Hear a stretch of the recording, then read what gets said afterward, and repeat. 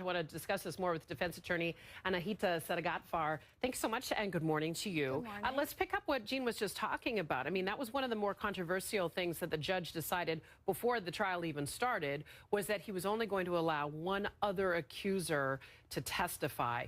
Could things change? I mean, you know that the prosecution is going to seek for that. Right. The prosecution wanted 13 of these alleged victims to testify at the trial. The judge said, no, we're only going to allow one.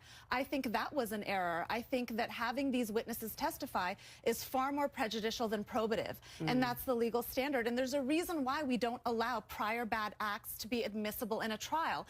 And that is because each case needs to stand on its own facts, that makes sense, right? yeah. So the prosecution's argument is, look, we want to use these alleged accusers to show not guilt. Yeah, to show pattern, MO, modus operandi. And that is the exception to the prior bad acts rule. But in my opinion, when the judge weighs the evidence, he has to decide whether or not that testimony is more probative than prejudicial. I think it's more prejudicial. And I think if he allows one or more witnesses to testify, one of these accusers to testify, and he gets convicted in a second trial, that will be a huge basis for appeal. Isn't that interesting? Okay, so let's talk about, you know, obviously both sides have gone to their corners. They reacted, and Jean shared that with us, and they see it very differently, each of them, as you would imagine.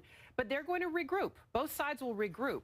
How does the prosecution, you know, rejigger and attack this in a different way? Right. Well, I think the DA's press conference, frankly, was entirely too premature. He went out there and definitively said, we're going to do a second trial for Bill Cosby. And that was before he even had a chance to poll the jurors. Was there one holdout, two holdouts, 10 holdouts? I would think that that would be information that the DA would want to know before he makes the decision to retry the case. So let me ask you about the jury, because it seems next to impossible to impanel a jury now. I mean, given how much press this has gotten before, and then now that we've seen the trial play out, how is it a near impossible task to impanel a jury now? That is such a good question. And really, I think everyone's heard about the Bill Cosby case. I think you would have to be living under a rock not to have heard about it. But fortunately, that's not the standard, right? So they want to find jurors that can set aside anything they may have heard, read, or seen about Bill Cosby and this alleged accuser, and really base their decision only on the facts and evidence presented within that courtroom.